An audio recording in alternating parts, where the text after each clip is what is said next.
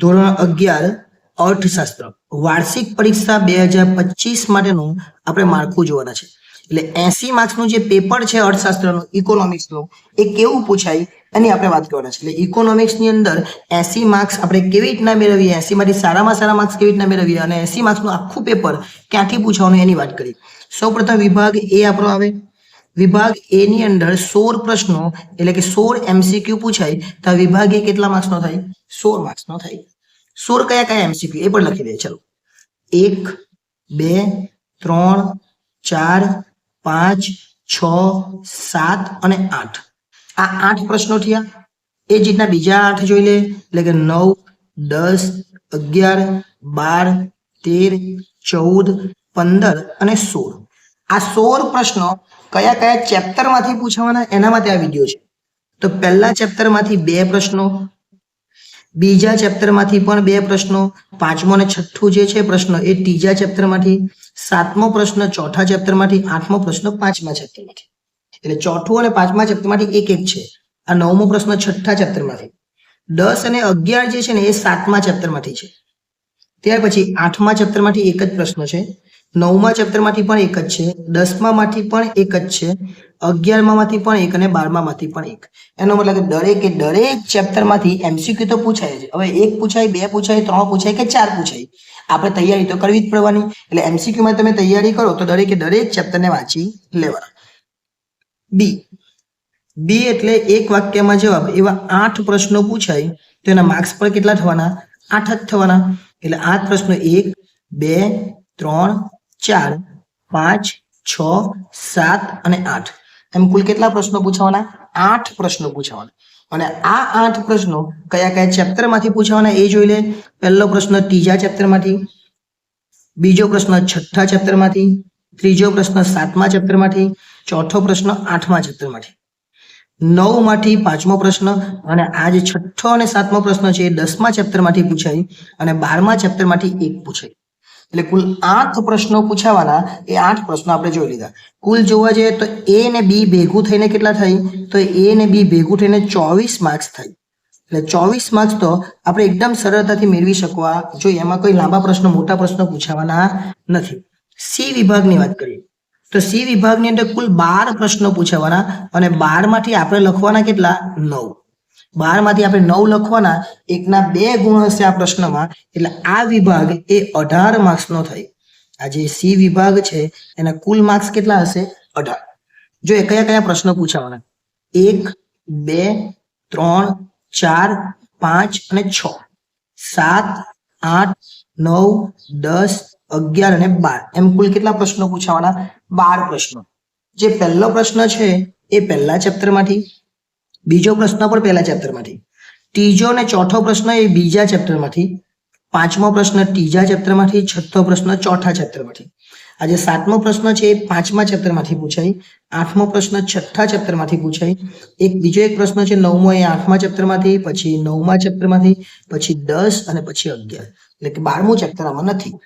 એટલે આ જે છે એ 12 પ્રશ્નોમાંથી તમને કેટલા આવડવા જોઈએ? 9. જો આપણે 9 પણ આવડે તો આપણે 18 માર્ક પૂરા મેળવી શકીએ.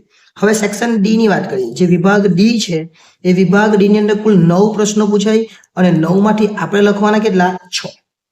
6 લખવાના છે. અને 6 જો લખવાના એકના 3 માર્ક્સ હોય તો આ વિભાગ એ 18 માર્ક્સનો થાય. કે 6 તારીખ કેટલા થાય? 18. એટલે આ વિભાગ 18 માર્ક્સનો છે અને 9 પ્રશ્નો પૂછાવાના છે. 9 પ્રશ્નો જોઈ લે. 1 2 3 4 5 6 7 8 અને 9 એમ કુલ 9 પ્રશ્નો આપણને કયા ચેપ્ટર માંથી પૂછવાના એ લખી દે. પહેલા અને બીજા ચેપ્ટર માંથી નહીં પૂછે, ડાયરેક્ટ ત્રીજા ચેપ્ટર માંથી. બીજો પ્રશ્ન ચોથા ચેપ્ટર માંથી, ત્રીજો પ્રશ્ન પાંચમા ચેપ્ટર માંથી, ચોથો પ્રશ્ન પણ પાંચમા ચેપ્ટર માંથી, પાંચમો પ્રશ્ન છઠ્ઠા ચેપ્ટર માંથી.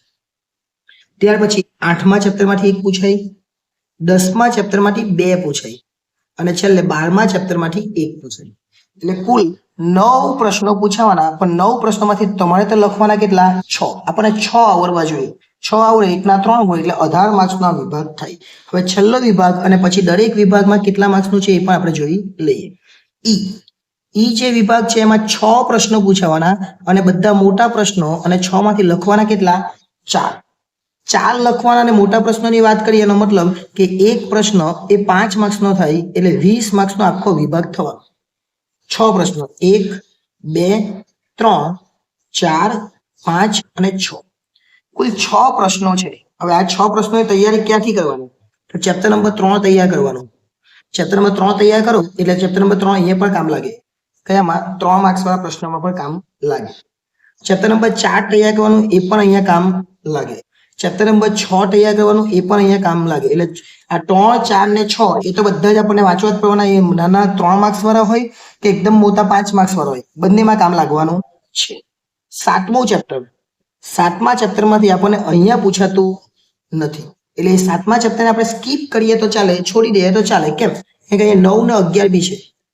હવે 9 ને 11 અહીંયા પણ દેખાતું નથી. તમે આ 3 લખો અને પછી આ 3 માંથી કોઈ એક લખો તો પણ તમારે 4 થઈ જાય. અને તમને જો સુટેબલ લાગતું હોય 7 9 ને 11 ઈઝી લાગતું હોય તો તમે એ પણ તૈયાર કરી શકો. પણ આ જે 6 ચેપ્ટર છે, ત્રીજું, ચોથું, છઠ્ઠું, 7મું, 9મું ને 11મું, એમાંથી આપણે 6 પ્રશ્નો પૂછાય, બધામાંથી એક એક, અને આપણે લખવાના કેટલા? 4. એટલે સારામાં સારા માર્ક્સ એમાં પણ આવી જાય.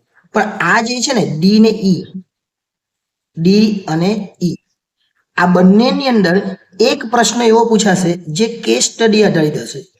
કેસ સ્ટડી આધારિત આ પ્રશ્નોમાં પૂછાશે ડી અને ઈ માં. એટલે એકાદ પ્રશ્ન એવો હશે જેને સમજ શક્તિના આધારે પૂછવામાં આવશે અને એવા પ્રશ્નો તમને અત્યારે પૂછાઈ ગયા હશે, એકમ કસોટીમાં પણ પૂછાયા હશે અને વાર્ષિક પરીક્ષાની જે બ્લુપ્રિન્ટ છે એ બ્લુપ્રિન્ટની અંદર આપણને પીડીએફમાં પણ એવા પ્રશ્નો આપેલા છે. હવે જોઈએ આપણે દરેક પ્રશ્નો જે જોઈ લીધા એ કયા કયા વિભાગમાં કેટલા માર્ક્સનું પૂછાવાનું.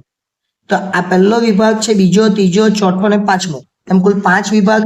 તો પહેલા વિભાગમાં 16 પ્રશ્નો એટલે 16 માર્ક્સ, બીજા વિભાગમાં 8 પ્રશ્નો એટલે 8 માર્ક્સ, ત્રીજા વિભાગની અંદર આપણે 12 પ્રશ્નો પૂછાવાના પણ 9 જ લખવાના. 12 માંથી લખવાના કેટલા? 9 એટલે 18 માર્ક્સ. બી ની અંદર કુલ 9 પ્રશ્નો પૂછાવાના, લખવાના તો 6 જ એટલે એ પણ કેટલા માર્ક્સ? 18 માર્ક્સ. અને ડી ની અંદર ઈ ની અંદર 6 માંથી 4 જ લખવાના, એકના 5 માર્ક્સ એટલે 20. આ 18 ને 18 36, 36 ને 6 42 ને 52, 52 ને 8 60, 60 ને 20 80. એટલે 80 માર્ક્સનું આખું જે પેપર છે એ કેવી રીતના પૂછવાનું એ આપણે જોઈ લીધું. હવે એ તો બરાબર છે 16, બી પણ બરાબર છે, પણ સી ની અંદર કુલ 12 પ્રશ્નો પૂછાવાના અને આપણે 18 લખ્યા, પણ ઓપ્શન સાથે જોવા છે 12 એટલે 12 × 24 થઈ એટલે 6 માર્ક્સ વધી ગયા. ઓકે, 6 માર્ક્સ વધી ગયા. ડી ની અંદર વાત કરીએ તો ડી ની અંદર કુલ 9 પ્રશ્નો પૂછાવાના અને 9 તારીખ 27 થઈ. કેટલા થાય? 27. એટલે એમાં 9 માર્ક્સ વધી ગયા. અને ઈ ની અંદર વાત કરીએ તો કુલ 6 પ્રશ્નો પૂછવાના અને આપણે લખ્યા કેટલા? 20. 6 × 5 = 30 થાય એટલે 10 માર્ક્સ વધી ગયા. હવે આ ટોટલ આની અંદર ઉમેરી દે એટલા માર્ક્સનું આપણને પૂછાવાનું છે એક્સ્ટ્રામાં, જે 8માં પૂછાવાનું એ 12 જે છે એ 12માં કેટલા ઉમેરાય? આપણે આ 9 પ્રશ્નો જગ્યાએ 12 પ્રશ્નો પૂછાવાના એટલે 12 × 24 થવાના એટલે 6 માર્ક્સ આખા વધી ગયા. ત્યાર પછી ડી ની અંદર 9 માંથી આપણે 6 લખવાના છે, 9 માંથી 6 એનો મતલબ 9 તારીખ 27 થાય, 27 થાય એટલે પાછા 9 માર્ક્સ વધી ગયા. અને એની અંદર 6 પ્રશ્નો, 6 × 5 = 30 થાય 10 એટલે આટલું 90 ને આ 15 ની વાત કરીએ તો 105 માર્ક્સનું પેપર પૂછાય. કેટલા માર્ક્સનું પેપર પૂછાય? 105 માર્ક્સ. અને એમાંથી લાવવાના કેટલા? 80 લખવાનું અને લાવવાના 26. એટલે 26 માર્ક્સ લાવવા હોય તો બહુ સરળ છે. તમે આ બ્લુપ્રિન્ટનો તમે ઉપયોગ કરજો જેથી કરીને તમને આમાં પણ મુશ્કેલી થાય નહીં. એટલે આ વિડીયો ગમ્યો હોય તો લાઈક કરી દેજો, ચેનલને સબસ્ક્રાઇબ કરવાની બાકી હોય તો એ પણ કરી લેજો. આભાર.